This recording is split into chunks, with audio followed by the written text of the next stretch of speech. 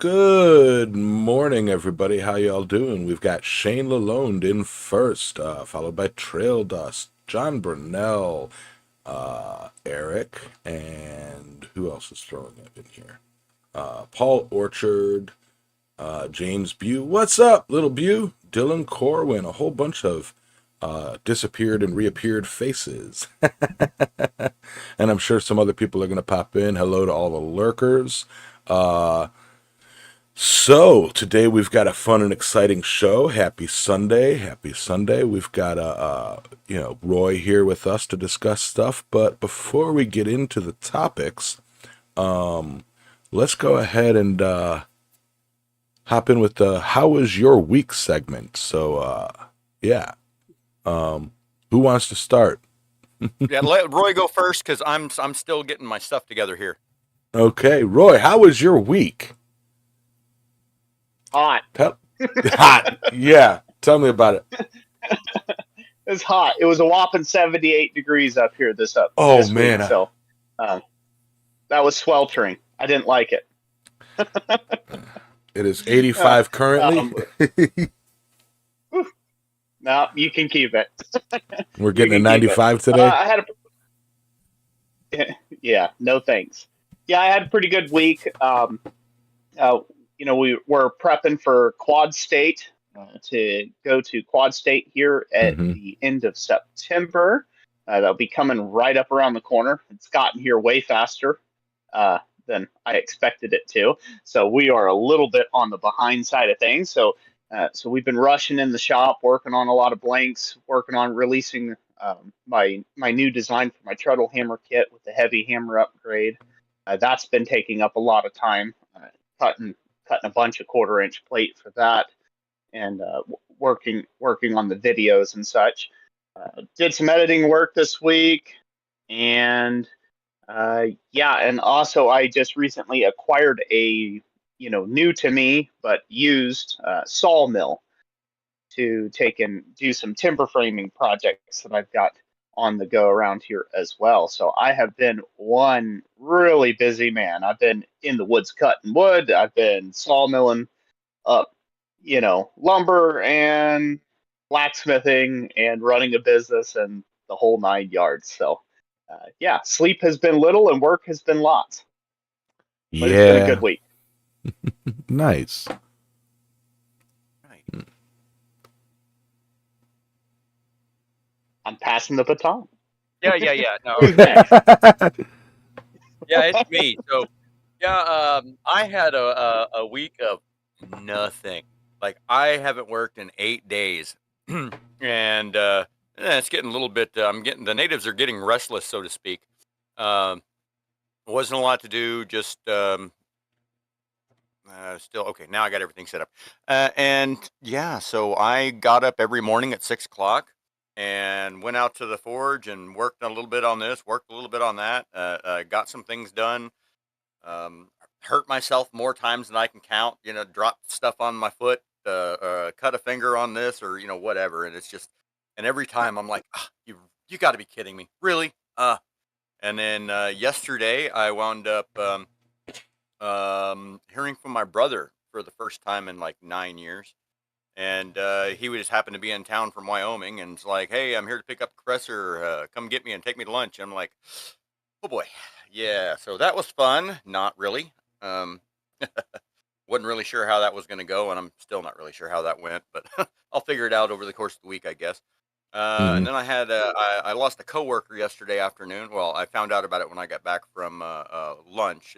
He was in an unsurvivable motorcycle accident the night before. So, and that's it's 80 people that work here, something like that. You don't really think it's a lot of people, but in this particular instance, I'm mostly night shift, and this was our night shift forklift guy. So he was on my crew most of the time. So that's kind of a somber day yesterday, going through all that and kind of reflecting on you never know when you're going to wake up and it's the last time you crawl out of bed. It could happen any day for any reason, and it kind of I thinking about it yesterday. I'm just like, man, you really have to be happy and enjoy your day and enjoy the people around you, because you just never know. And so yeah, that was my week for the most part. How about you, Yamez? Man, really busy at work as usual. Actually had an interesting job that I, want to rant about, but really shouldn't because I think the homeowner is a subscriber. um, but yeah, had one job that basically, as it turned out, now we have a little bit extra free time, but allows me to really focus on two other, important jobs that I have running up, and yeah, between that, I had a couple troubleshooting jobs. What was it? Thursday, and it's one after the other, and my boss schedules those to be, allows me a couple of hours for them to in case they're kind of a pain in the butts. And first one, pulled up, asked a couple questions, walked to the breaker panel, reset a breaker, job done. And then on my way to the next one, my boss calls and says, "Oh yeah, the your second job just called and it was a tripped breaker." I'm like, "I see, I troubleshoot with that. I fixed it without even being there. That's how good I am." And then took the rest of the day to swap trucks and get over to an A-frame rebuild. So that was a lot of fun. Quick hello to everybody popping in the chat. A lot of friendly faces I'm seeing. But yeah, so that, and like I said, went over to my brother's for the weekend. Friday night rather, did some yard clearing and lit a fire in his front yard, and I found out it was the first campfire / bonfire that he's done or been around in like 12 years, I think he said. So had a few drinks and got to know some of the neighbors with them, and just had a blast. And then aside from that, been helping him with his gaming Twitch channel. He's trying to get up and going, and I've been playing a lot of zombie games with him, being a personality on his show and having a blast with that. I believe I have a special guest tonight in my evening stream, which may go early based on timing and stuff. So make sure you hit the bell icon, because I don't have a specific time that I'm going on tonight, just that I will be going on tonight. So tune in. You'll get to see a professional blacksmith in my shop. Yeah, Jack, I have personality. Yeah, right. Which, so that's kind of how my week's been going. Just going. Oh, and I got an estimate bill for my truck. I need a new pitman arm and a new steering control box, and it's not nearly as much as I thought. Not a small amount, but it's not, bank breaking, I guess. It's not like, oh no, I got to take out another loan. It just means that I got to save up for a few weeks. So yeah, with that, I suppose we can go ahead and talk about this topic of metal work that I guess this is the reason people watch us. I guess this is the reason we have Roy here as a guest. Today we are continuing our topic on Baroque, French Baroque, and Rococo ironwork, typically focusing on Baroque in general. As we learned last week, they are similar but separate styles and eras of ironwork. And as most of you know who has followed Roy from Christ Center Ironworks, I know he's a small channel. We're trying to give him some exposure. I'm a micro channel. Yeah, if you're a micro channel, I don't exist. But thanks for slumming it with us, Roy. And We are talking about. I already said what we're talking about. Roy has been working on learning and would you call it? You're turning it to your expertise, your main area of focus of Baroque. Yeah, I wouldn't call it expertise yet. It is my main area of study and focus right now in this current career path that I'm on. It's the thing that I would like to do for the next 30 years of my life at least. So, which it'll take about that much for me to even explore probably 1/10 of the subject matter out there, as Right. there are not a lot of people to learn from in that department. So all I have is books and pictures and uh, you know things to go off of, just Right. like Right. everyone else. Right. Yeah. Like it's like something I was looking at when me and Alexis were discussing it yesterday. It's like Baroque ironwork and all that, flowery, busy, panels and such. It's really just a collection of simple techniques.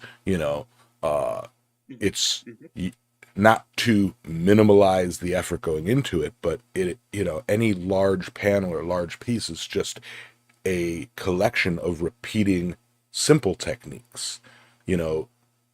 If it's got 100 scrolls, it's 100 simple scrolls that you then put together with 50 collars or however many collars, and then added to, and you put it all together. The effort isn't so much in making each piece; the effort is putting it together to make a cohesive piece, and that's just my kind of take on it.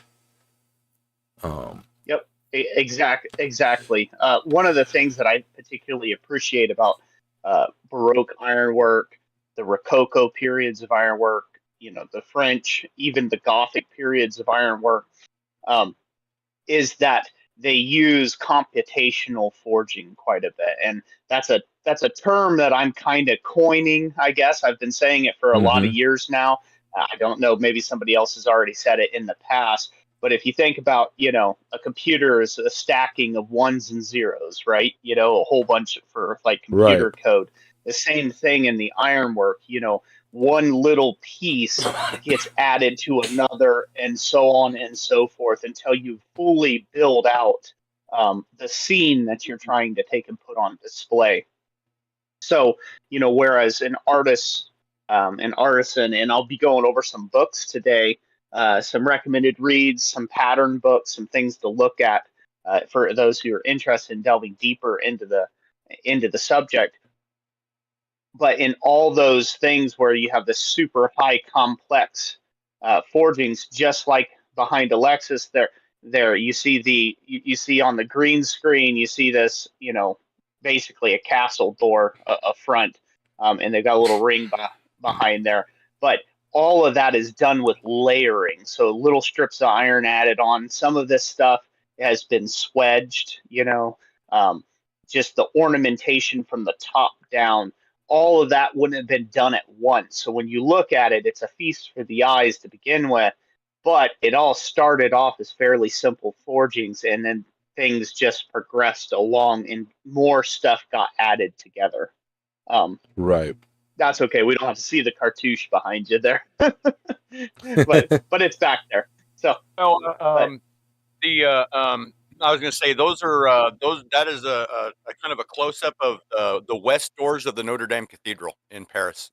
yeah, yeah, I thought I recognized it. Yeah, I mentioned last week. It's kind of bittersweet, I guess.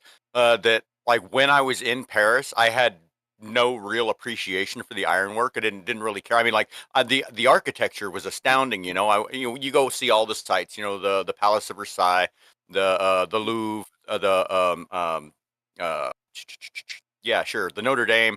You go do all this stuff, the Arc de Triomphe, the Eiffel Tower, and I really had no appreciation for the finer details like that. And then now looking back, I'm like, man, I missed so much while I was there 30 years ago. And I'm like, Oh, just maybe someday I'll make it back and be able to just like walk around and it's different to see a picture of it than it is to stand right in front of it and look at it. Yep. Right. Because you can Well, that's just see. like me. Before I was ever interested in blacksmithing, or really got a full interest in it again, the amount of anvils I bypassed at garage sales, and just like, what's that rusty thing, you know? Isn't that an anvil? Oh yeah, that's cool. Oh look, a Game Boy Color. I'm gonna grab that instead. I'm kind of dating myself a little bit. I remember when Game Boy Colors came out. That was a Yeah, game changer. yeah.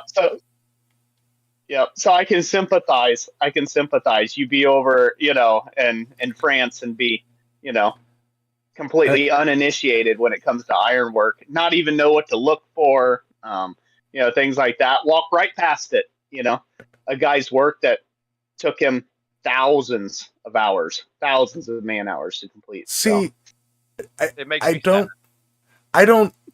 yeah, Am I the only one that before I even took up blacksmithing, I was looking at, like I shared last week, the story of me when I was in Memphis, and I was walking through the they called it the Victorian blocks or whatever, and seeing all the gates and the fencing and all the ironwork on that, the flowers and whatnots.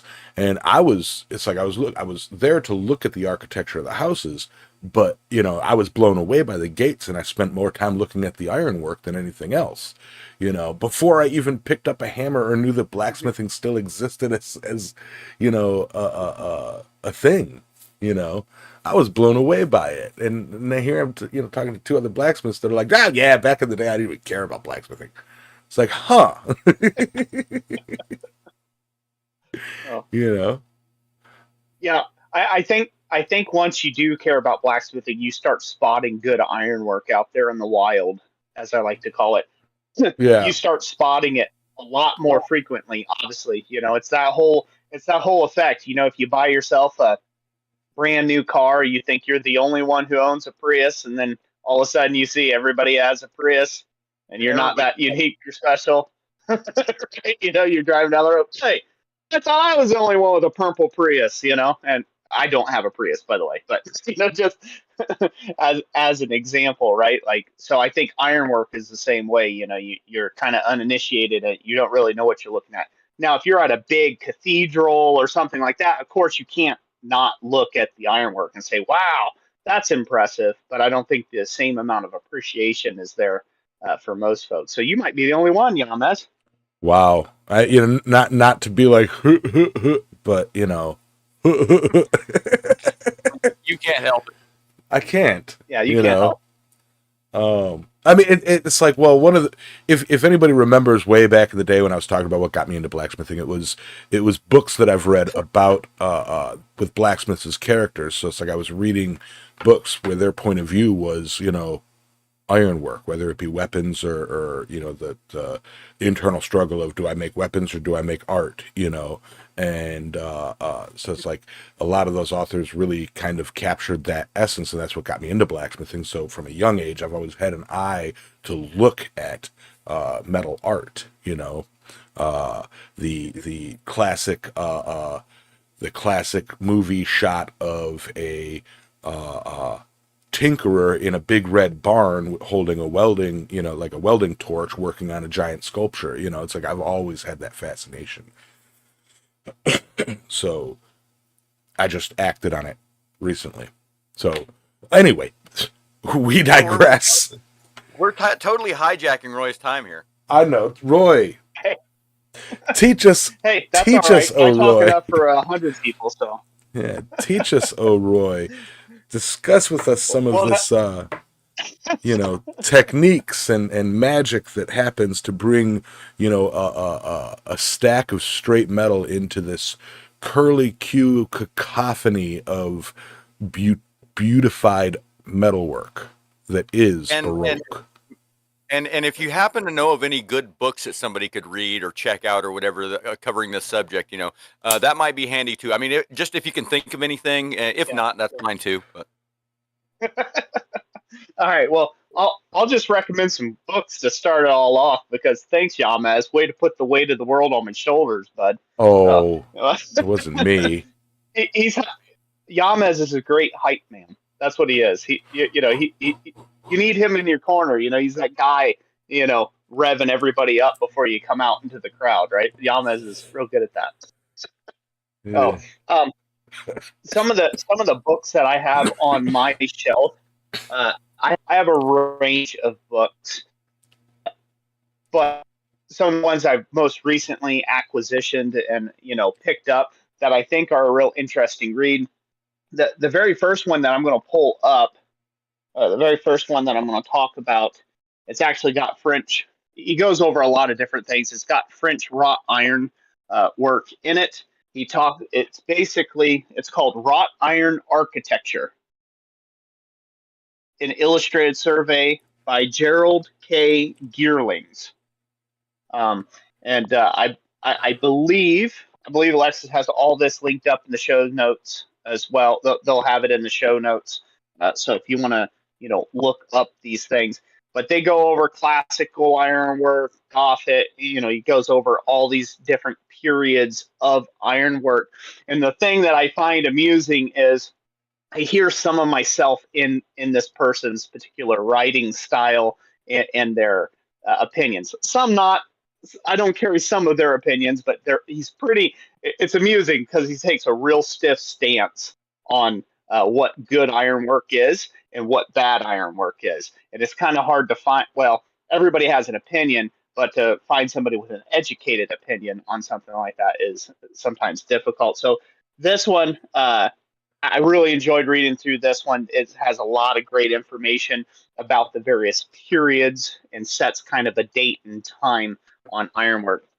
And I will go ahead and mention this now. Anytime that you're looking through literature on a particular subject, you always have to take it with a grain of salt when it comes to literature on ironwork, whatever it is, biology, math, science, whatever.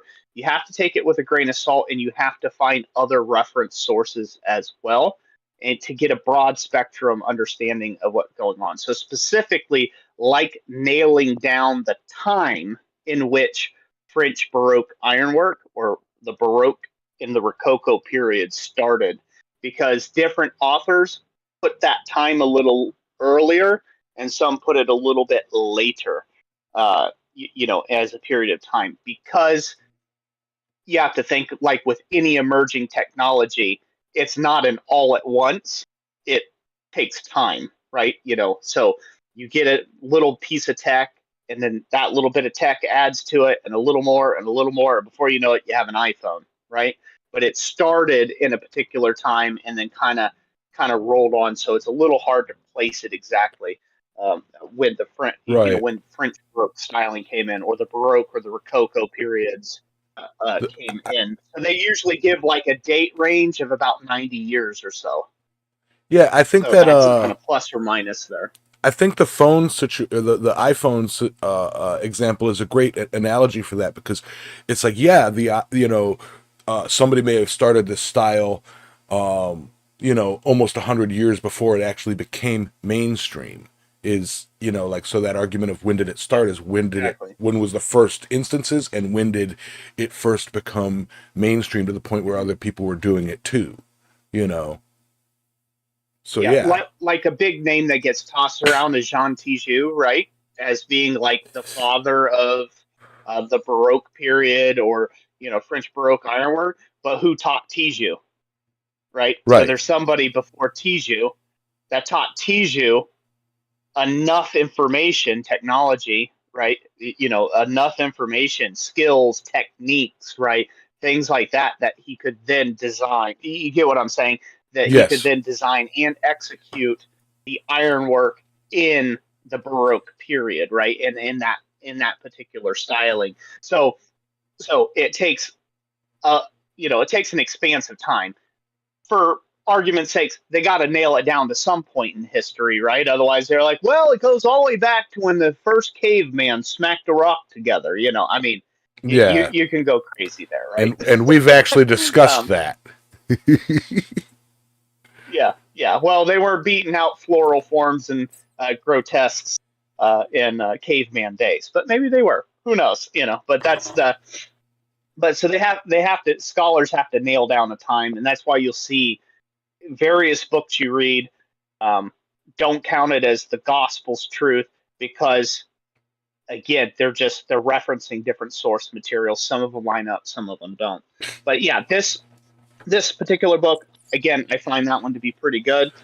I will go over some other stuff, some interesting ones to look at, which I find just gets the creative juices flowing because you kind of need that to get started on the on doing any sort of Baroque ironwork. Is these Treasury of Ironwork designs.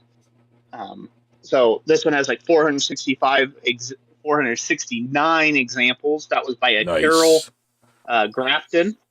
But they have a ton of designs in there. I'm not going to show too much. It's copyrighted work. So if you want to take a look at it, they have a whole bunch of different designs from different periods as well. If you're trying to research what would be period correct, there's also this other book that I recommended.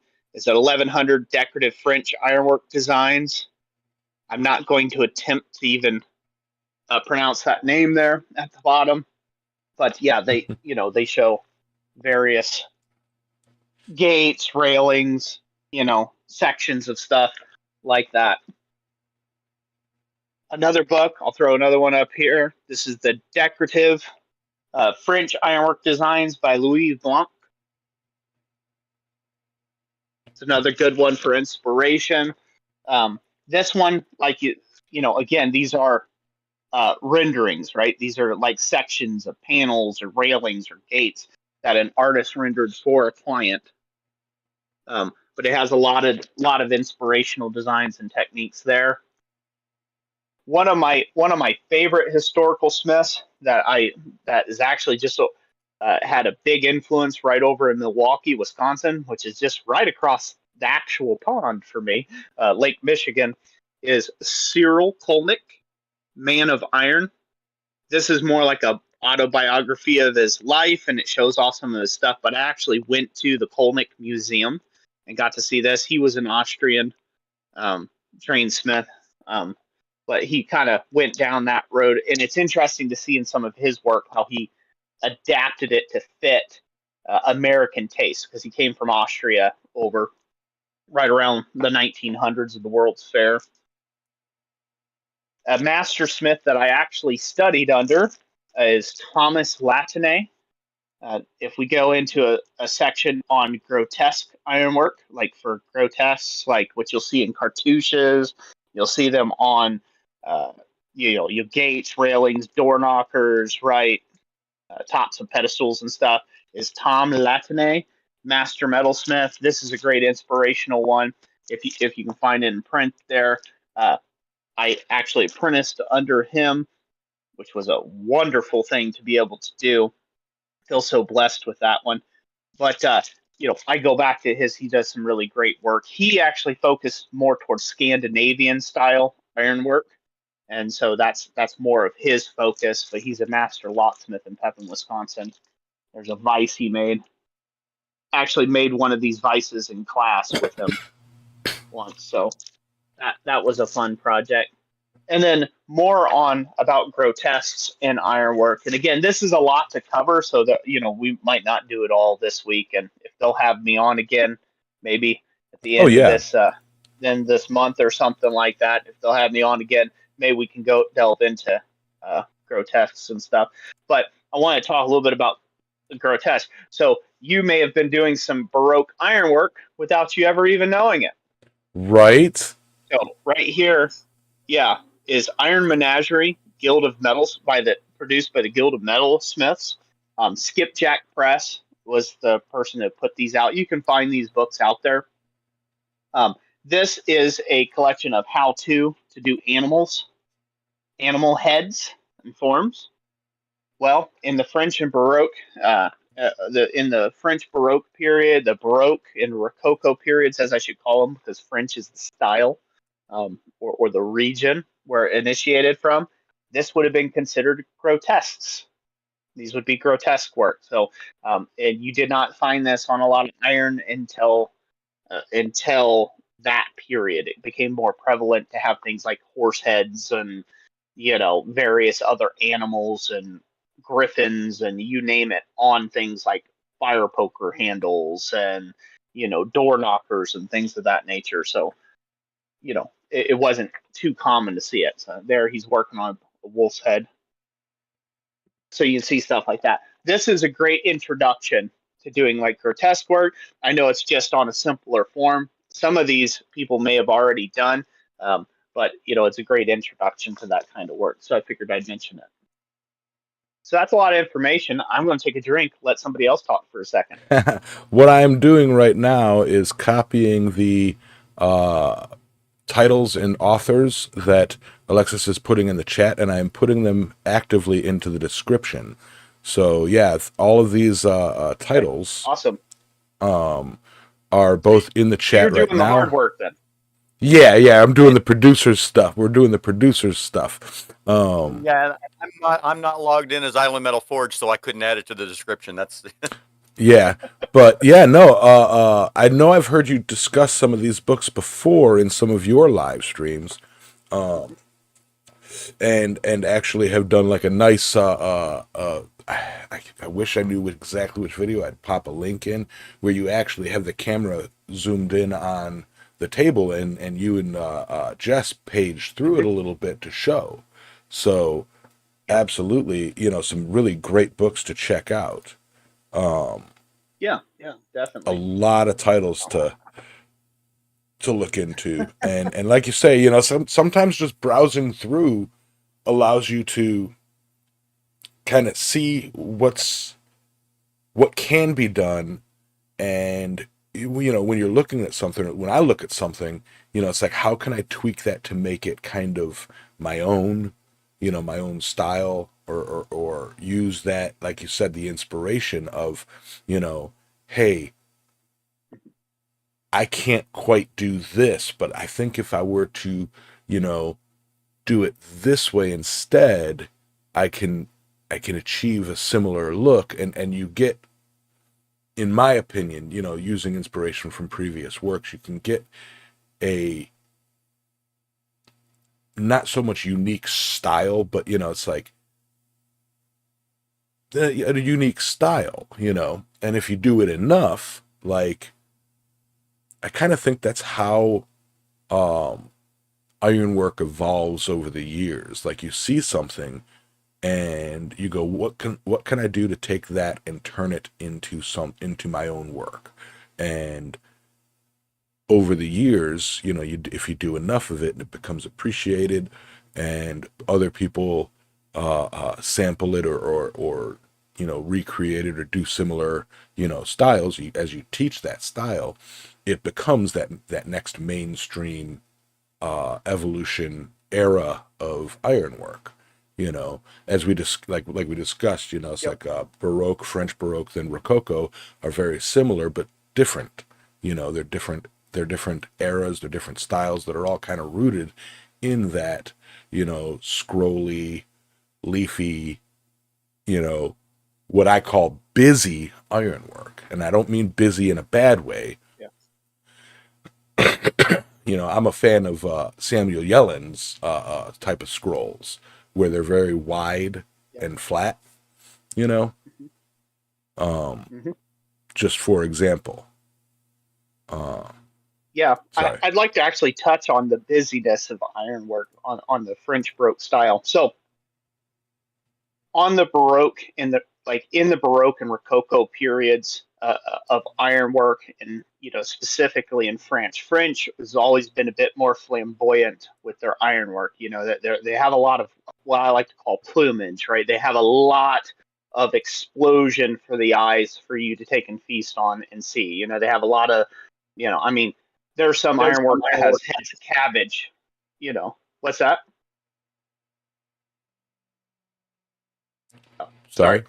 I got like some feedback. I got some feedback there for something. So, there's some ironwork out there that even has like cabbage heads in it, for Right. example.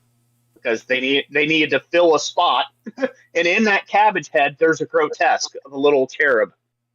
Right. This was just like sitting in the middle, like saying hi, one of those type deals. And um, so the busyness and the things that you see there, it has a lot to do about the culture of the time as well.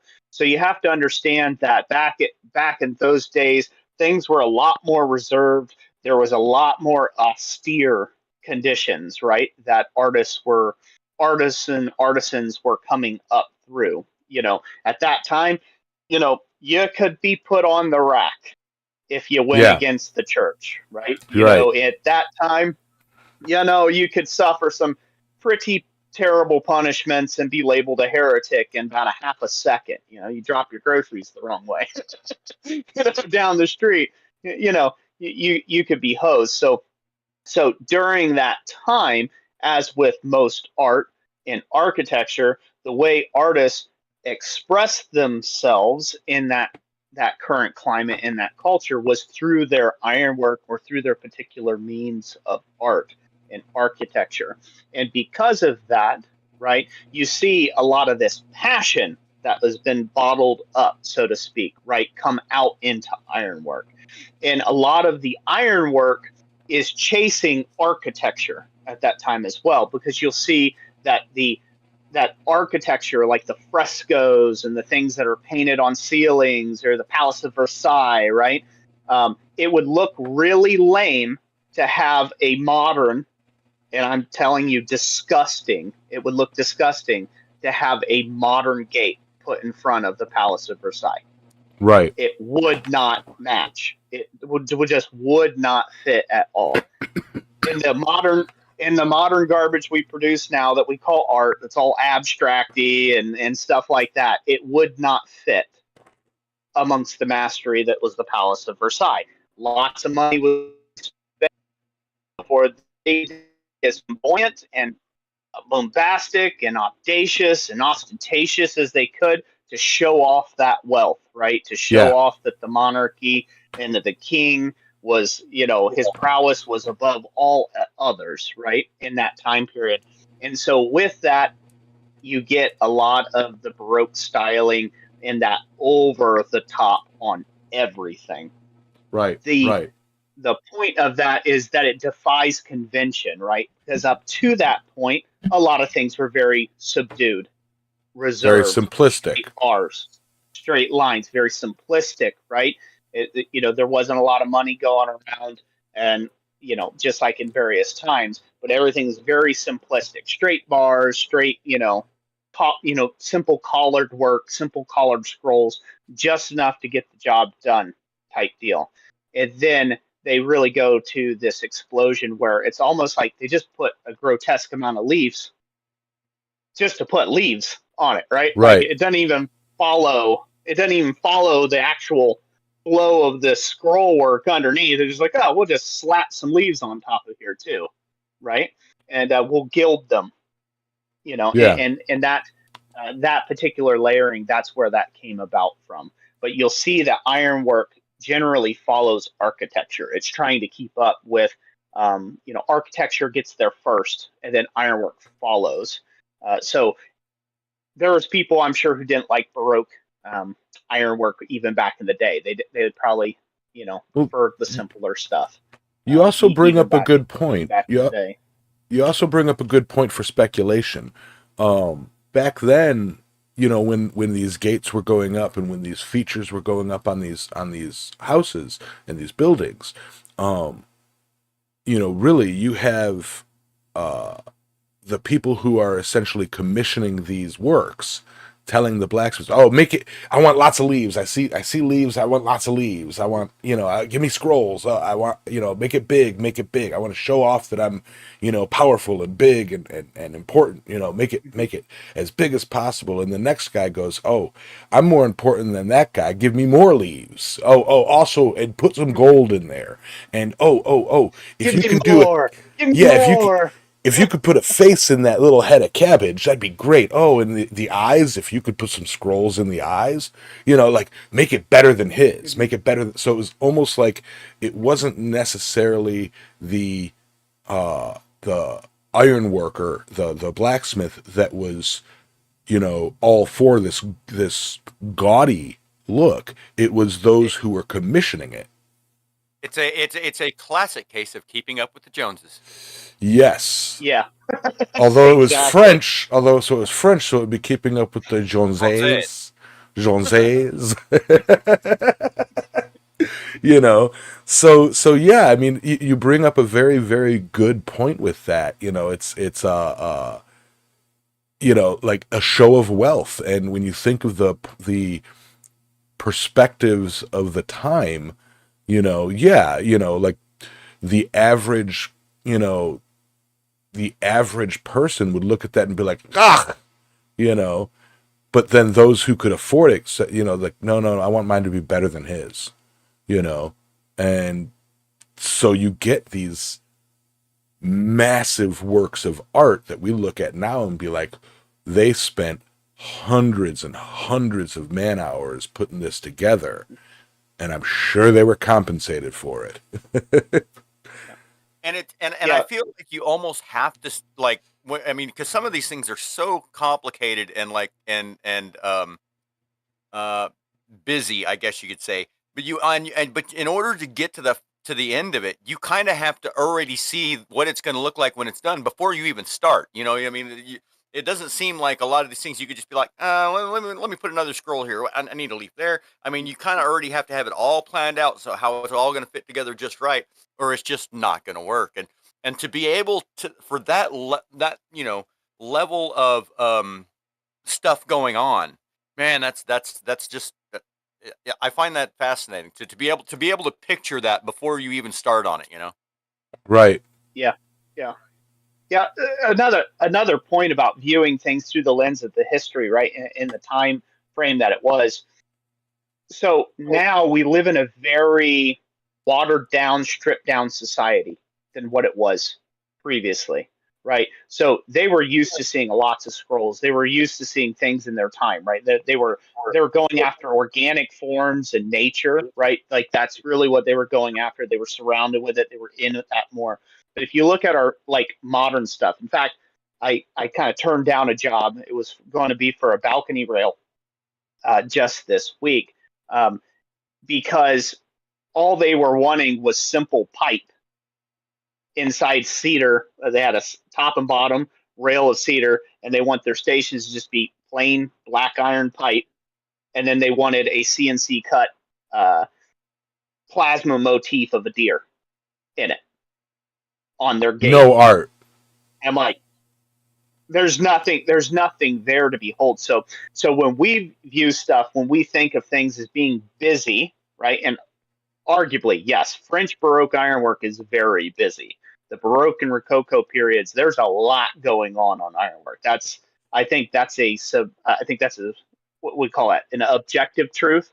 Is that what it is? I always get it messed up. Objective or subjective? Objective. I believe that's an objective truth, right? It's an objective truth that it's very busy ironwork.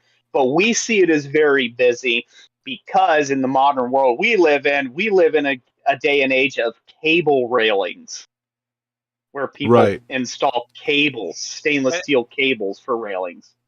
So for us, it's too clean and sharp. We're into straight, clean, sharp, modern lines. Designs. Yeah, that's exactly the same. Modern lines are more modern style is more minimalistic. So yeah, exactly. And that's in today's day and age. So when we view through our lens historical ironwork, we're like, oh, wow, there's a lot going on there. They were telling a story with ironwork, and it was a very colorful story, and they were putting things out there. I actually watched a video. It was produced by the BBC. It's on YouTube. It was like a 4-part series on blacksmiths. I think it's like the Blacksmith's Tale, I believe is the name of it, on YouTube. It's a really interesting series to see, but they kind of walk through some of the different periods of ironwork along with Jean Tijoux and some of that period. But anyways, there was one particular segment where this guy had produced I don't know what you call it, like an atrium, I guess it is. It is like an outdoor bird cage, if you will. Okay, it's like an outdoor bird cage. And they have it going back to the records that he wasn't paid very well for the job. Like he almost didn't get payment at all. And the customer was very difficult. This Duke was very difficult to work with. So he wanted a grotesque put up. And so the smith ended up, for fun, he made it a caricature of the actual owner, and made it like have horns coming out, a tongue slopping to one side, like, so he had a bit of fun as a dig. They theorized that he was having a dig at that particular duke or lord in the ironwork. So you can see again that personal flavor coming out in the ironwork. Right. So are those grotesques? Are they basically repoussé? Or is it a different thing altogether? Yeah, grotesques are generally repousse work. So okay. It's all, we call it repoussé here, but I was corrected by Douglas prior that it's repousse, is what how they pronounce it. Rivet, just like rivets are rivets. Maybe. Maybe. No one has ever accused me of being a English or other country major in anything. Rivet, so. If you're French, rivet is what your dinner says before you cook it.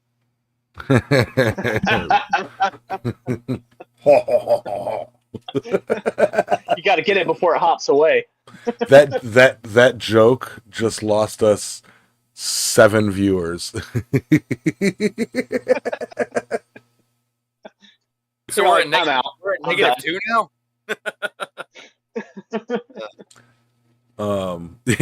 at 2. No, we got 18. Yeah. We're good.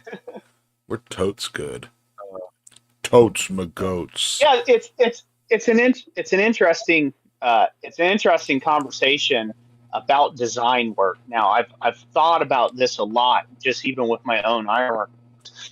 Started my first classical training, I guess you would say, was in more modern art when it comes to ironwork, right? So I started off with a real interest in historical ironwork, like 18th century, 18th, 19th century ironwork, that specific time period, because that's all I had been exposed to at that point in time.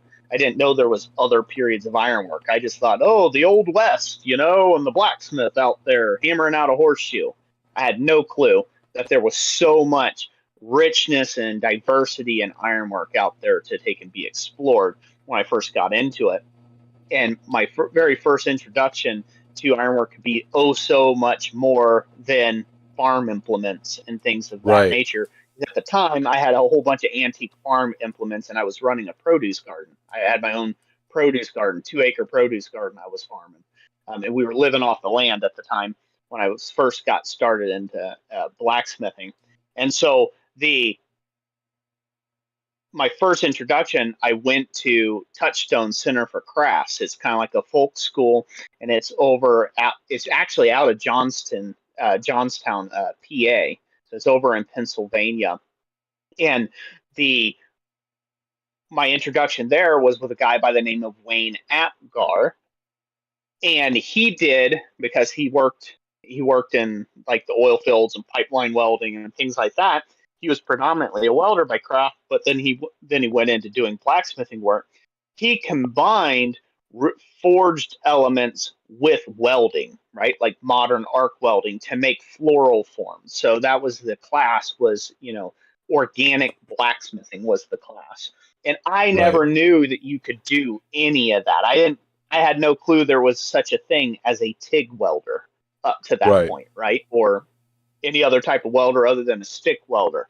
And so that really inspired me, and man, what a world of knowledge that I got from my very first class on that. But so I started there, and as I have progressed along, I have been going more and more I don't want to say the purest route, but because I'm not strictly a purist when it comes to it, but I have had this want and desire to delve deeper and deeper into what I consider a lost age of ironwork, which is the Baroque and Rococo period, because there's simply just not people producing those forms now without the use of casting work, right? Right. Right. There's people who can do it in casting and make it in molds and replicate stuff like that.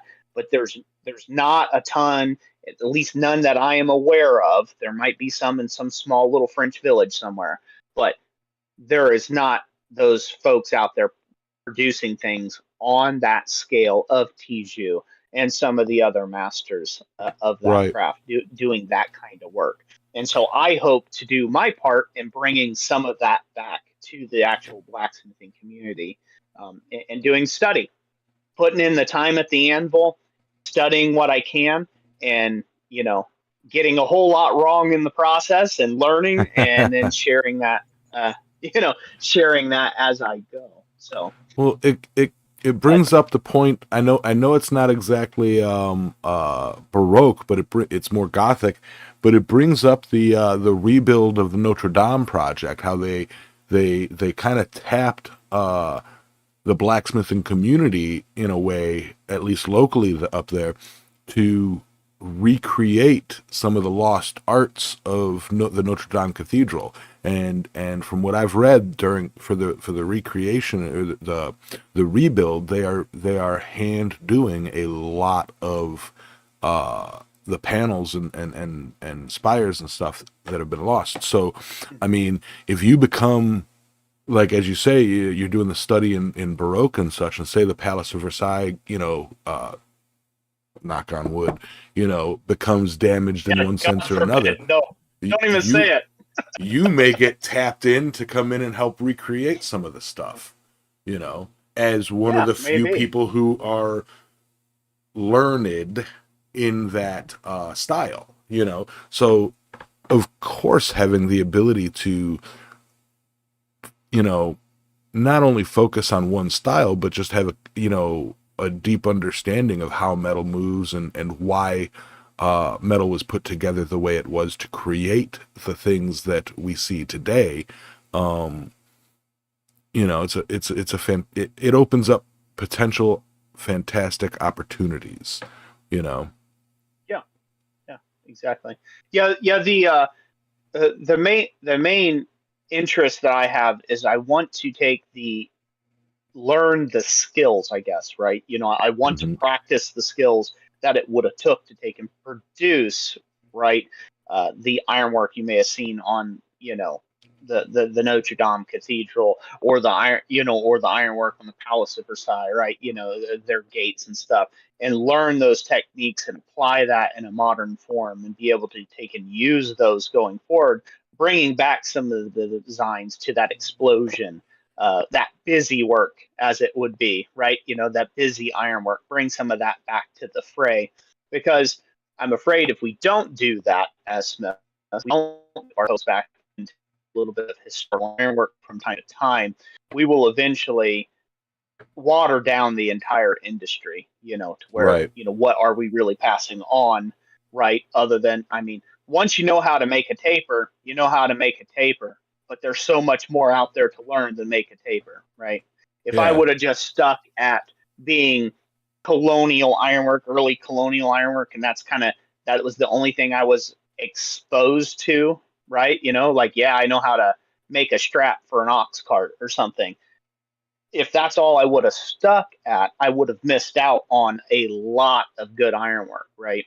But I would, I'd be, I'm personally fearful for the craft that we will go down the modern art route where, hey, I weld a bit of clinker to the end of a stick, and that is good ironwork now, and that's considered, It's the best. it And we praise hell when it went for $100 million in an art gallery somewhere, right? That type of stuff. If that's what the ironwork that we do in our craft progresses to, or digresses to, if we allow it to go that far without dipping our toes into the past and bringing some of that back to the fray, then we'll end up losing. We will end up losing those techniques forever. So I hope to just be one small part, one small piece in that little puzzle of keeping that alive in the craft. I'm kind of right there with you on art in general. To me, to me, art, especially art that goes into museums, in my personal opinion, should be representative of the best of your ability, you know. And if you have an exhibit, for example, like whether it's 100 years after you die or whatever, and they collect all your works, it should tell a story from beginning to end of where you started and where you finished, showing off the best of your work. And when you see some of these sculptures that, like you say, is essentially a clinker, welded to a rod that is, welded to a base, and boom, it's art. What do you call it? I don't know, clinker on a stick, and ooh, it's bold, it's brave, it's simplistic. It's like, no, it's ugly. Art is subjective, Yep. yes, but like I've seen, and this might go a little ranty, or I'll try to not, because it can get a little socio-political if I go too deep down it. And again, this was based on books that I've read about art and psychology behind it. But art, when you look at art, it's like you're looking at the beauty within the piece, and that is in my opinion, again, this is all my opinion, a representation of the artist's soul and heart put into that piece. And when I look at like, say, Etsy, and be like, oh, sculpture for sale, and it's literally a piece of square tubing that was pressed in a hydraulic press, and selling for like $800, or a chunk of iron that's got a few dents hammered into it, selling for $600, and be like, oh, and they named the piece something, fancy, like the nature of human, and it's just kind of smushed metal, and it's like, all right, it's saying humans are grotesque inside, like, you know, and it really trying, like, there are forces out there that are trying to tell, or trying to get the populative masses to believe that they are less than what they can be, and I believe that art can really have a say in that. If you flood the market with grotesque, then people will view humans as grotesque, you know, and if you flood Like to the, point out. Go ahead, finish. yeah, I was gonna say, Go and ahead. if you flood the market with beauty, people will see there's beauty in life, Again, just personal opinions on it. So, I'd like to point out something we just mentioned, the subjectivity of art, and how it's interpreted, etc. I talked about how I went to Palace of Versailles and the Louvre Hmm. and this, that, and the other, and really had no. I mean, like, I appreciated the architecture, but I had no appreciation for ironwork because I didn't know anything about it. I didn't. It was just there, you know what I mean, and it was just in my peripheral, you know what I mean. So it's there, but I'm not noticing it. Um, and in hindsight, looking at that stuff, I find it absolutely just fascinating. I mean, looking at pictures of it. But by the same account, what is considered to be one of Michelangelo's masterpieces, the ceiling of the Sistine Chapel. I mean, I stood underneath that thing, and I'm just like, yeah, I don't get it. It's just a painted ceiling. Yeah, wow. I paid $30 to come see that, and then I walked back out. But to other people, that is like, it's this masterpiece, and and probably the crowning achievement of his life. But to me, it was just a painted ceiling, and I can't explain why I felt that way, but I just did. And so, and the same can be said of ironworks. Like, like some people look at French Baroque and they're like, "Holy crap, that is." I mean, and maybe it's because in order to appreciate it, you can understand what went into it.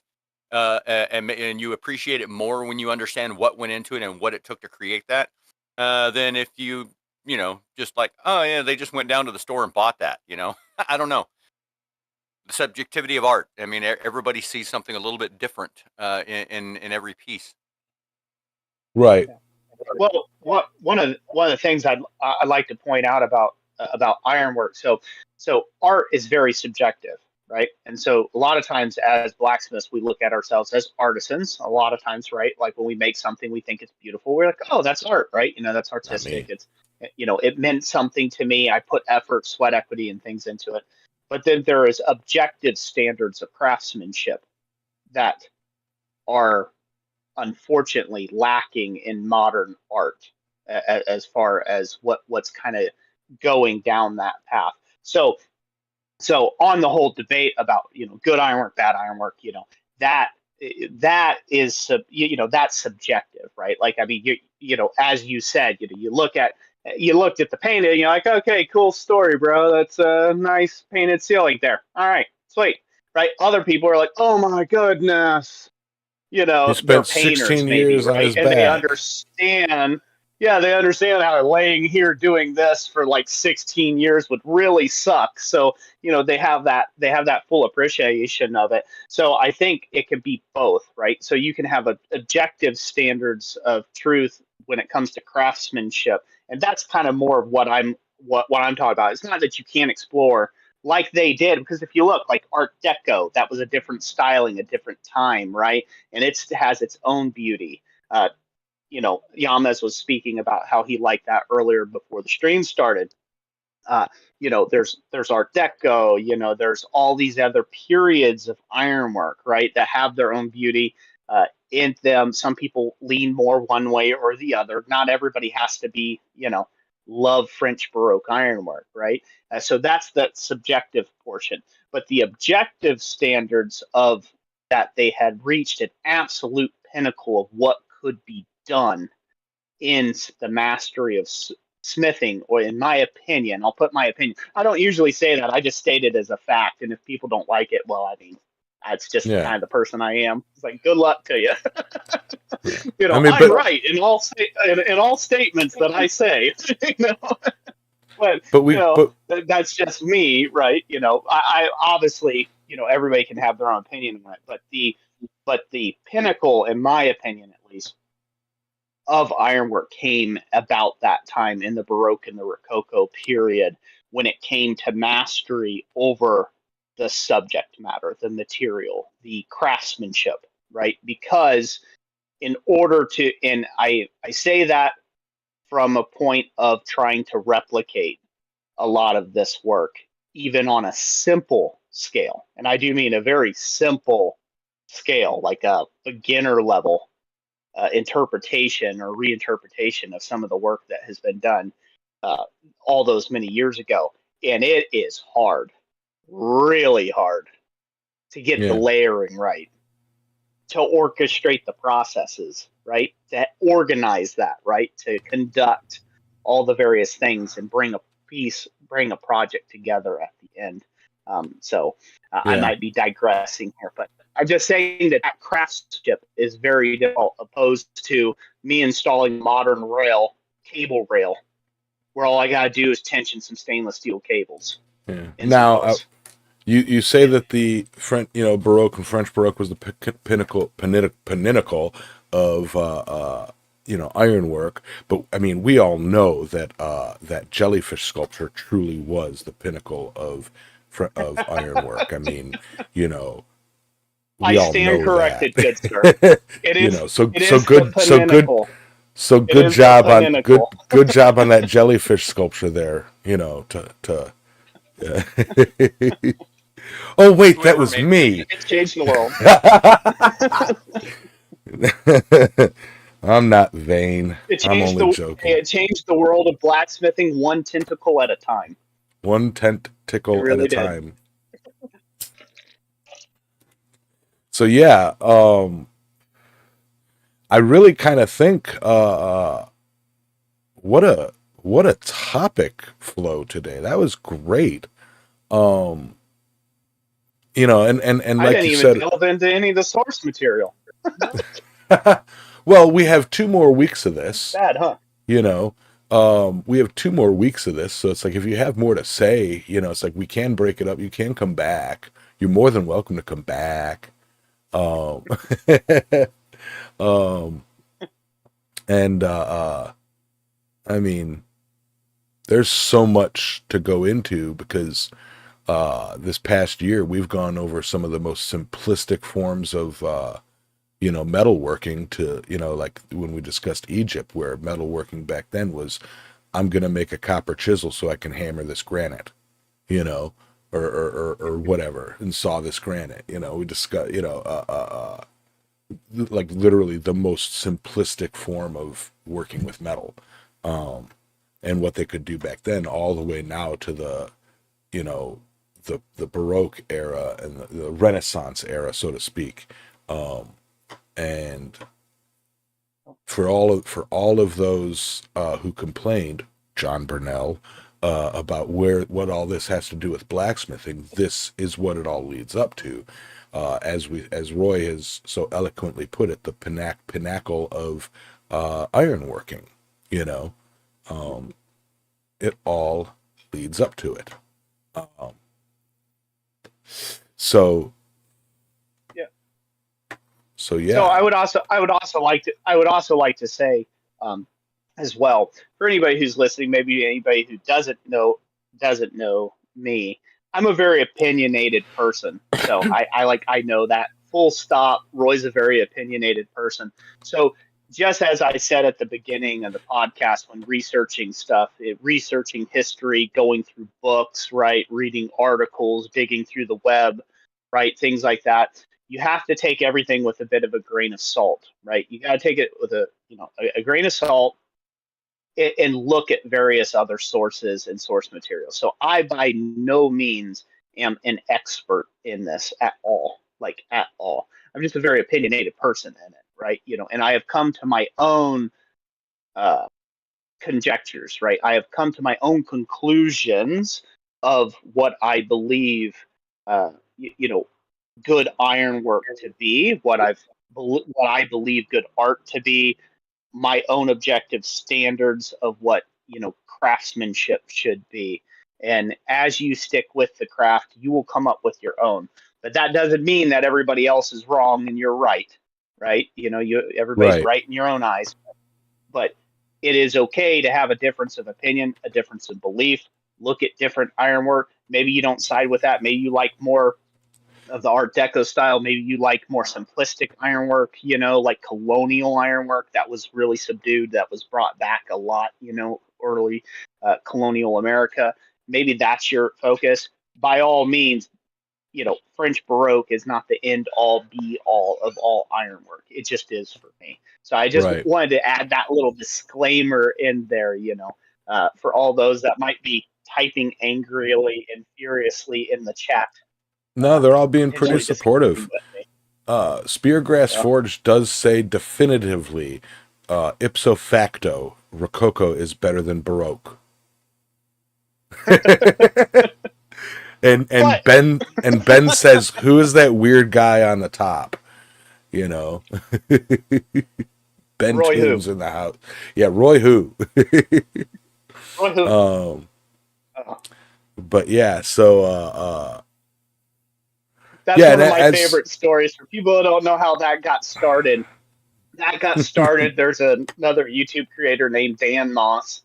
He's from Danley over in Moose. England, and I went to one of his live streams, and I'm like, "Oh, hi everybody," and they're like, "Oh, hey, Roy's here," and Dan had happened to, he had a few beers, I guess, in with his smithing, and he's like, "Roy who?" So that's been the inside joke every time I show up in a live stream is Roy who? Who's Yeah, this guy? yeah, And yeah. the whole stream, nobody let on who it was. N- He's like, who is this Roy guy? He was completely lost. So it was fun. not to give you a big head or take a dig at Danley Moose, but Dan who, you know. Dan who? Yeah, that would make a great sticker, Roy. Roy who? Yeah, Roy Who. but Well, a lot of people think I figured out. So earlier on in videos, and I know we probably got to call it. We're probably hitting time, aren't we? Coming close here. I'm trying to look over on the microwave. it's Looks like it says 11:11. 11:11. But okay, so I am right on time of making you all late. No, it's all good. But yeah, man, I just forgot. Never mind. Uh, There it is. maybe it'll come. Maybe it'll come back in the final thoughts. You know, Yeah, that's my final thought. I just forgot. You know. I forgot. you know. So Alexis, Getting old. yeah, Yeah. My final thoughts. We'll go with that. You know what? This is very fascinating to me. I really enjoy learning what I can about this period in time and this period in ironwork, and I hope you guys do too. And it's do yourself a favor. Look up one of these books. Pick up one of these books that we mentioned earlier in the deal, and where you've actually got it right there in front of you, and you can look through it. You can read about these different things. I highly recommend it. Just to, I don't know, for me, for some reason, looking at a picture of something on the screen on the internet does not, to me, doesn't provide as much depth as something in a book on paper, where I don't know why, but maybe it's just me, maybe it's just the way it is. I'm not really sure, but check out some of these books that we pinned in the chat, in the description. They're in the Discord, and if you're listening on the podcast, they're going to be in the description of this episode as well. So check those out and see if there's something you like, and you know, if the mood so hits you, experiment a little bit, push your boundaries, and see if you can recreate something that gets the creative juices flowing, so to speak. And yeah, it never hurts to try, and just go. You know, I like the look of that scroll, and I've never done one like that. Let me try to do it. And if you got to do it 3 times, so be it. And then, because I mean, me personally, I mean, like when I go to tackle something like that, when I finally get it done and it's right, I'm like, nailed it, you know. Uh, and sometimes I just throw it across the shop and go, all right, it's too hot, I'm done. But y'all, yeah, expand your horizons. Try a little bit of French Baroque, if the mood so strikes you. And y'all have a great week. I'll see you back here. Well, I'll see you this evening for Yamez's Forging Live with John Burnell. And I'll see you next week when we're going over another bit of Baroque / Rococo or what have you. So y'all have a good one. Roy, do you have any final thoughts? You can plug your next live stream if you like. Oh yeah, I don't even know. Well, the calendar's on the phone, so the next live stream. I believe the next live stream will be the 25th of this month. I think that's a Friday on the 25th. I don't have the calendar sitting in front of me there.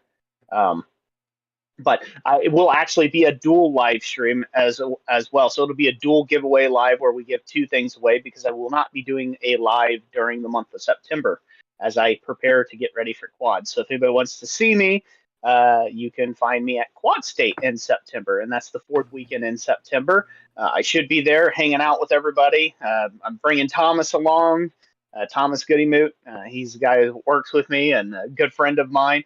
And so we'll be doing some demonstrating at our tent, you know, forging, and I'm bringing a heavy hammer upgrade and bringing all that treadle hammer kit. We'll have that all set up and just playing around out by you know, there at the fairgrounds in Troy, Ohio. So it ought to be a good time. So that's where you can find me. Obviously, if you don't know who I am, this goes back into what I was going to say earlier. I am the owner and operator of Christ-Centered Ironworks. For anybody out there who doesn't know, you know what you can attach this voice to. It's not Chris-Centered Ironworks, because a lot of people thought my name was Chris for many a years. So they're like, man, this guy is really arrogant to name his channel Chris-Centered Ironworks. No, it's Christ-Centered Ironworks. Yeah, so you can find me here on YouTube. I got a homely little channel, and with only a few videos out there for you to look. But take a look anyhow, and maybe you'll like it. So, yeah. But as far as final thoughts goes, I know I'm waffling on here a little bit. I want to encourage the Smiths out there that are listening to this podcast, especially if you're just kind of beginning this. When you look at stuff around the French period or the Baroque, like the Baroque period of ironwork, you look at French ironwork specifically, you look at the Rococo period at the same time, or you look at any ironwork that you're not quite there yet. Don't let that discourage you. Sometimes that can like discourage you, give you a little bit of discouragement and like, oh man, like all I'm making are these like little leaf keychains, right now. That's fine. All that work started probably with a leaf keychain at some point in time, right? Like you can't forge a masterpiece until you make your first leaf. You can't make the most excellent knife out there until you forge your first railroad spike knife, right? Like everyone starts at ground zero and they work from there. The important thing is they can have fun as you go and experiment. As Alexa said, experiment with your ironwork as you go, and don't get too locked down and rigid right now with any particular viewpoint or belief when it comes to ironwork, right? Experiment, try all sorts of different hammers, try all sorts of different tongs, try all sorts of different smithing methods, and find the right thing that suits you, and mostly just have fun at it. Remember, Baroque ironwork, Rococo ironwork, just about any ironwork is computational forgings. It's just adding layers, simple pieces put together, stacked in layers. So that's it for my final thoughts. Thank you guys for having me on. I was glad to be able to do this. Sorry I missed the first one, and maybe everybody will see me in the next one. So God bless you all, and I hope you have a great, wonderful week. Yeah, thank you. Hey, I got one more thing there. I'd like to throw out there. I'd like to personally thank Christ-Centered Ironworks, Roy, Jess, Thomas. I had some custom blanks cut out, and that was amazing. Like so if you're not aware, blacksmithingblanks.com, blacksmithpdfs.com. If they don't have, if you need a particular silhouette or something like that, and it's not on the list, if you can get with Jess and they can drop it in the CNC and cut it out for you. I had some custom hooks cut out, and they came out pretty dang amazing. And much thanks to being able to get those done and quite simply, as a matter of fact, and affordably. So even if they don't have it, they can make it for you. Thank you for mentioning that. Checks in the mail. Not sponsored. Yeah. Hashtag not sponsored. Thank you for that plug. So yeah. My final thoughts this week are kind of simple as usual. Big thank you to everybody in the chat, the channel moderators, the channel members, everybody who puts their little imprint in this show to make it worthwhile. Huge thank you to my co-hosts and channel managers, Alexis and Adam over at Speargrass Forge, who you see in the chat right now. The things they do behind the scenes are amazing. Big thank you to Roy as our guest, who's great guy. If you are making it to Quad State, which yes, our September shows are going to kind of be geared towards discussing Quad State, so keep tuning in and you'll hear more about it. But if you'd like to meet the man behind the curtain or in front of the camera, head over to Quad State and you'll probably see me tagging along with him as well, and keeping his ego in check. So thank you all for showing up, and thank you all for putting up with us. I have some words from Adam that I play. So if the co-hosts and guests can give me 59 seconds of silence for a moment, I will let Adam speak. Just say thank you very much for listening, guys. You can find Yamez on Island Metal Forge on YouTube, Facebook, and Instagram. You can find Alex at Transcendental Artist Studios on YouTube, Instagram, and TikTok. And you can find me, Adam, at Speargrass Forge on YouTube, Instagram, and Facebook. If you have any suggestions for Tool of the Week, Metal of the Week, or any other topic, you can leave them under the hashtag Metal of the Week in the YouTube community chat in Discord, or you can email us at impracticalblacksmiths@gmail.com. If you found us on Anchor, Spotify, Amazon Music, Audible, or Google Podcasts, we upload generally every Wednesday, or you can join us live every Sunday morning at 10 a.m. Eastern Standard Time. That's currently 12:30 a.m. Australian Central Standard Time on Monday morning. However, you should check that against your local time, and that's located at the Island Metal Forge YouTube channel. Finally, thanks for joining us, and don't forget to hit that like and subscribe button, or give us a star rating if you found us on one of the podcasts, and we appreciate your support. Now, Thank you, Adam. Much appreciated. So keep up for my show tonight. I'm not exactly sure on the time, but after we're done here, I'm going to go out there and kind of get the shop ready to receive guests, move a generator or two, and be ready for, the secret's been out already, for John Burnell to show up and, make me look like an idiot, as per usual. So, appreciate you guys coming. Roy, you're always welcome here. And that's our show for today. So we're going to go ahead and end it.